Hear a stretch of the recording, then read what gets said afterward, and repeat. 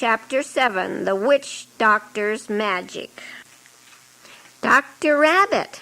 Dr. Rabbit!" the headman of a nearby village whispered hoarsely. "Please feel my stomach." Dr. Bear and Thai Myang were out on tour, and I was caring for the home base. One glance at the headman showed me that he had lived a very dissipated life.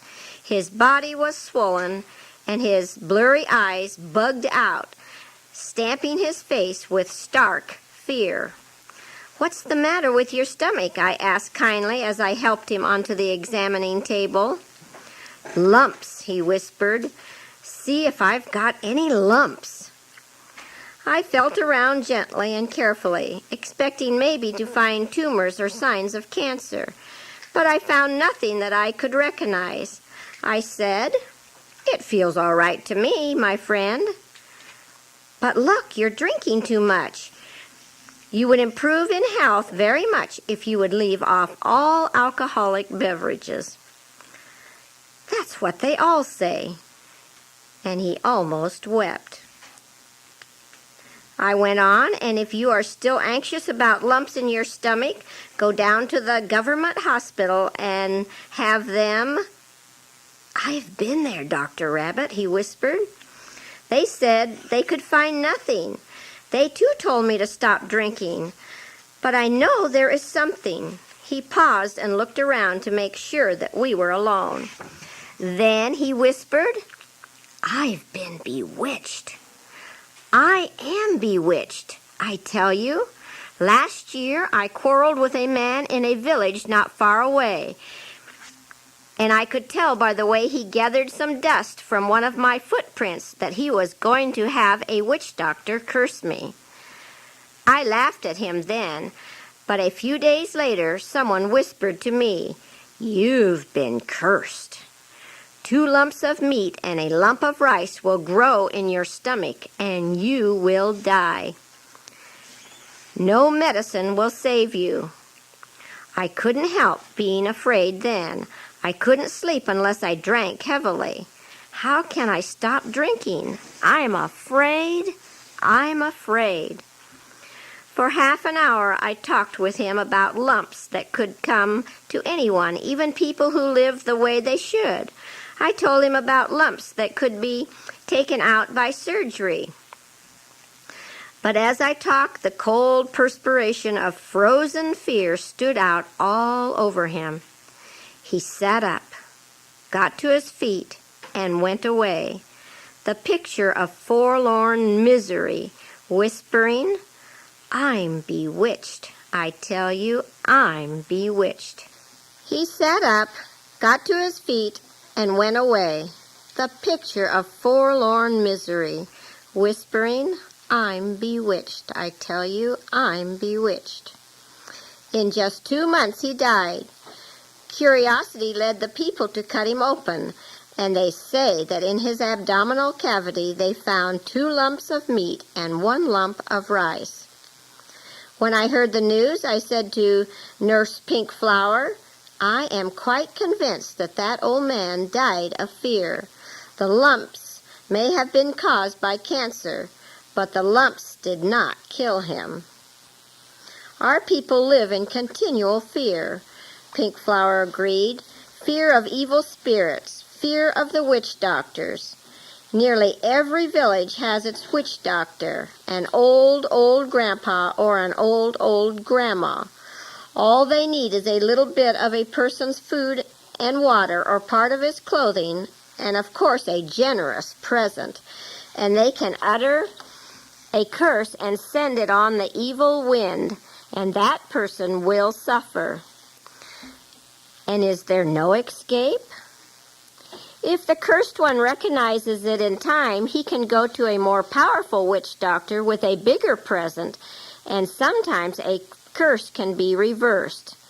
But look, here comes Fair One. She can tell you." I looked up, and sure enough, there was Nurse Fair One. "So you have had experience with evil spirits and witch doctors," I said, with half a smile. "Yes, I have, doctor," she said. "But not since I have been baptized. Doesn't the Bible teach that Jesus and the good angels are much more powerful than Satan and his angels? So you think the witch doctors are servants of Satan? I do. And the evil spirits are the fallen angels? I do. We can't see them, but they are very real. I remember one night my mother woke up choking and struggling. I said, "What's the matter, Mother?" And she said, "The evil spirits are after me." They demanded a pig sacrifice, and I said that was too much trouble. Then I felt their icy fingers going around my throat. They squeezed tighter and tighter till I would have died if I had not agreed. "And, Doctor," Nurse Fair One continued, "the next morning Mother was still angry with the evil spirits. As she put the usual small plate of rice on the spirit altar, she muttered, 'There you are, you good-for-nothing spirits, always making me go to a lot of trouble.' And can you believe it? The plate of rice was thrown right back in her face." "Oh ho, so that's the way they treat you," I said. "Yes," said Fair One, "it's no wonder the people are afraid of them. Did you hear about Uncle Big One's wife?" "No." "Well, you know that Uncle Big One's two boys, Little Egg and youngest child, have been in school for several years." "Sure, I know. And Little Egg and his father were baptized at the last camp meeting." "Well," said Nurse Fair One, "the mother, Uncle Big One's wife, was at the camp meeting too, and Little Egg and his father begged her to become a Christian also. But she said, 'I'm afraid the spirits will be angry with me.' Uncle Big One said, 'After you are baptized, the evil spirits have no more power over us. Look at the Christians here. They have no fear of the witch doctor's curses, the evil wind, or even the fry smell.' But still, Uncle Big One's wife said, 'I'm afraid.' Well, when they went home, Uncle Big One kept on trying to persuade his wife to become a Christian. And one day she said, 'Maybe I will.' The next day she said, 'No, I'm afraid.' The next day she said, 'Maybe I will.' Well, that day, Uncle Big One was visiting in the headman's house not far away when he heard screaming and the sound of beating coming from Uncle Big One's house. They ran to the house and found Big One's wife dead, with terrible black and blue welts all over her head and body. She had been beaten to death by the evil spirits." "Do you believe that, Fair One?" I asked seriously. "Well," she shrugged, "that's what they say." The next time I saw Uncle Big One, I asked him about it. "It's true," he said sadly. "Say, Pink Flower," I called a few days later while I was examining a carbuncle on a man's back, "what do you make out of this?"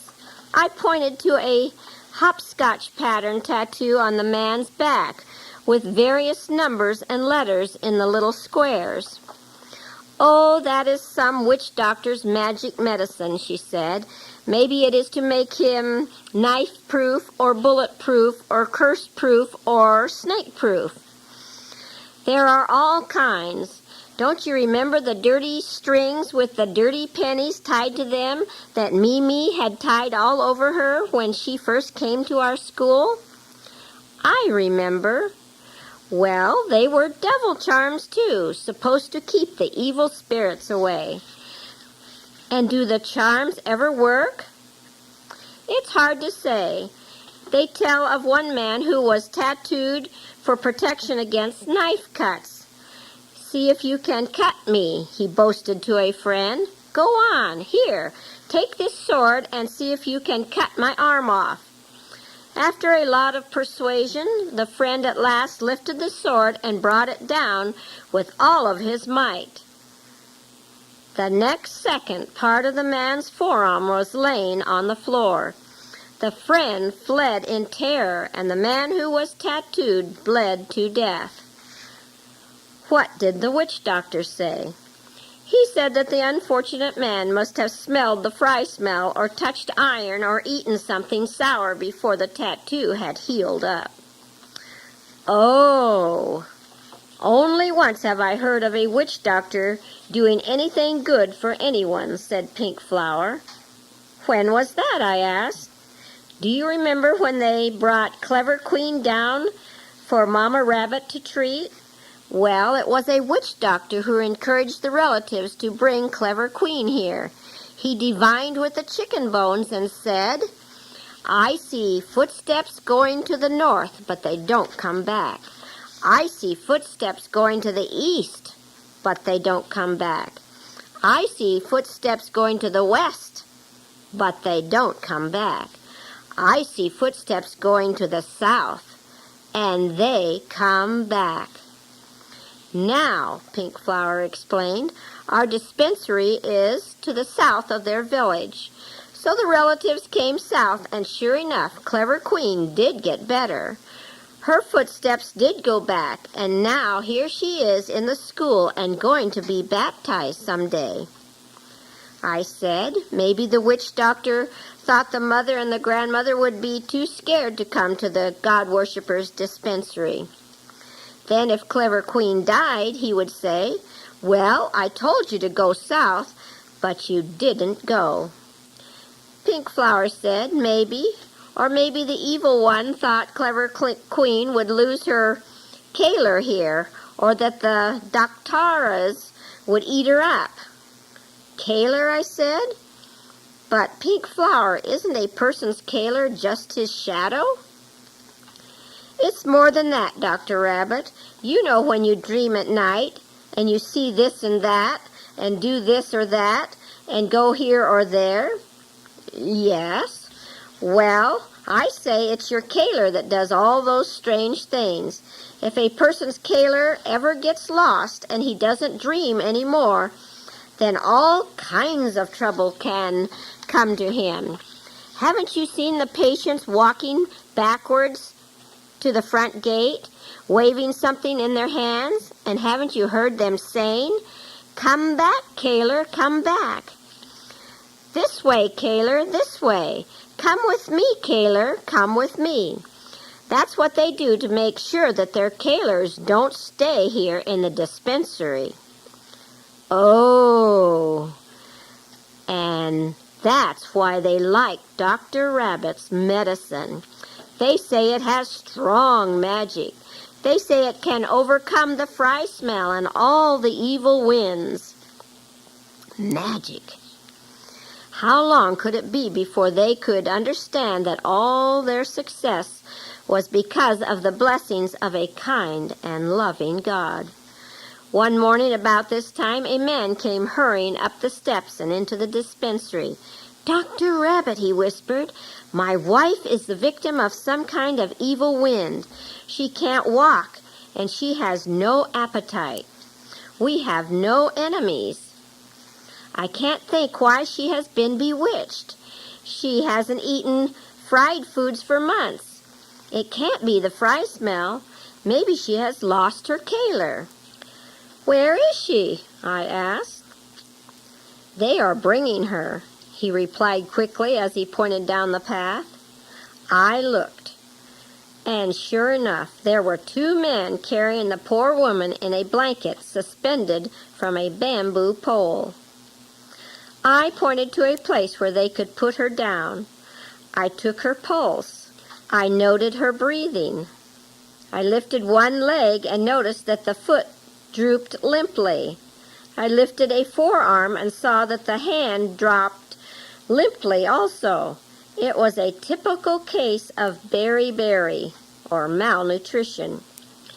Did your rice get wet while you were thrashing it last season? I asked. Yes, the man replied. It rained hard for 3 days, and of course our rice was sopping wet. But after the rain, we spread it out to dry. It dried all right. It has a little musty smell, but we can eat it all right. Tell me, would that rice grow if you planted it? No, oh no. Well, you see, I said, your rice is dead rice, Uncle. Your wife must have living rice to eat in order to get better. This was the only way I could explain vitamin deficiency to him. Don't get discouraged. It may take a long time. At once, Mama Rabbit got into action. Rice bran, water to drink, and fresh vegetables and fruit juices with massage every day soon had the woman feeling much better. In 10 days, her fever was gone, and she was eating well. We assured her that in a few months her paralysis would disappear. Then one morning I saw an old man squatting beside her. He was muttering some kind of incantation and drawing figures on a bamboo tray with a piece of charcoal. I recognized at once that he was a witch doctor. While I was wondering what I should do, I heard him say, "Yes, it's quite plain. The spirits have caught her Kaler. It is in a village 38 miles away where she was visiting her father last summer. She cannot get better until she has taken part in a spirit sacrifice in her father's village." Having given his verdict, the old witch doctor got up and began to leave with the woman. "Don't go," I pleaded. "She is making good progress." "But the Ancient One has spoken, Doctor, and we must go." "But she is in no condition to be carried so far," I urged. "Doctor, I promise you, when we have fulfilled the demands of the spirits, I will bring her back. I promise you I will." He never brought her back. The poor woman died on the way to their appointment with the evil spirits. My baby," cried a worried mother one day. "Look at it, please, Mama Rabbit. Look, it can't hold its head up. It can't suck very strong. When it sleeps, its eyes are half shut. There is no strength in its little arms or legs. Do you think it has lost its Kaler? Has some evil wind blown upon it, or has some evil person bewitched it?" I was so glad I had Mama Rabbit to look after the babies. I saw her take one look and then shake her head as she said, "Another baby berry case." Mama Rabbit had had fairly good success with berry babies. This was in the days before we had vitamins of every kind, already prepared for old and young. She went bravely to work with what she had. In addition to giving the baby bran water, fruit juices, and cod liver oil with malt extract, she worked on improving the mother's health and the mother's milk. Sometimes she even succeeded in borrowing some healthy mother to feed the baby for a month or two.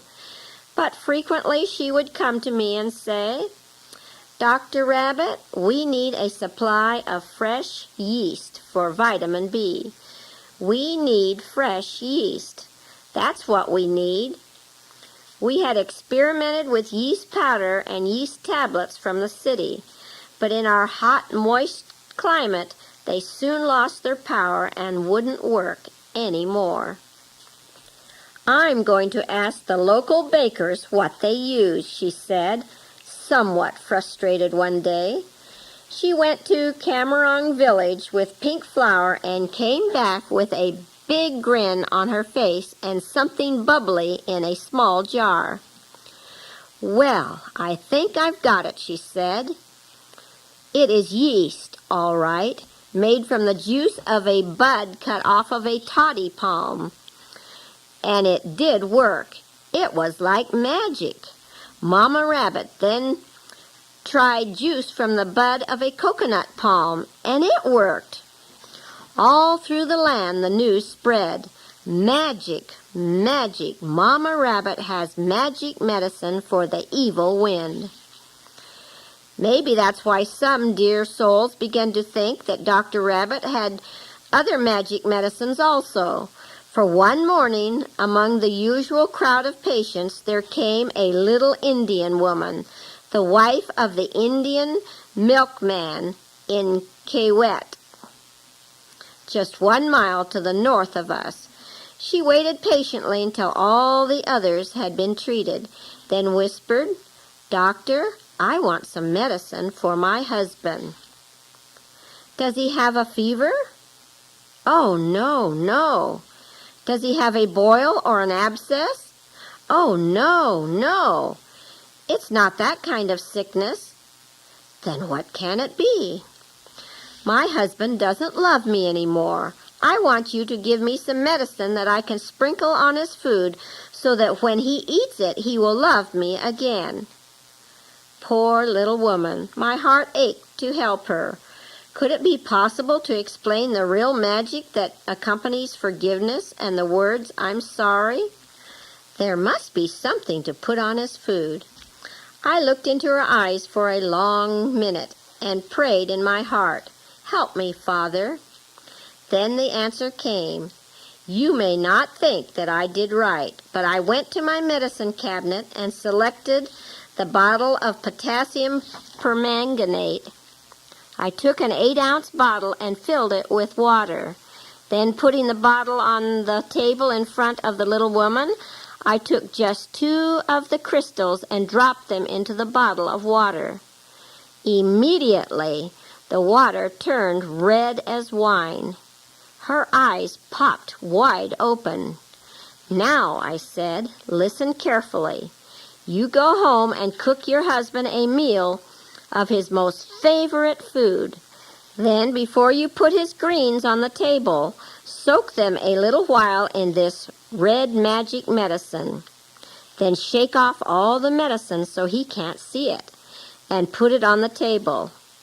I lowered my voice to a whisper and added, "Mama Rabbit does that to my greens every day." This was perfectly true, for we dared not eat greens in the tropics unless they had been soaked a little while in permanganate to kill the germs. Then I went on, "But that's not all. You must say the magic words, too." "The magic words?" Her eyes opened wide. "Yes.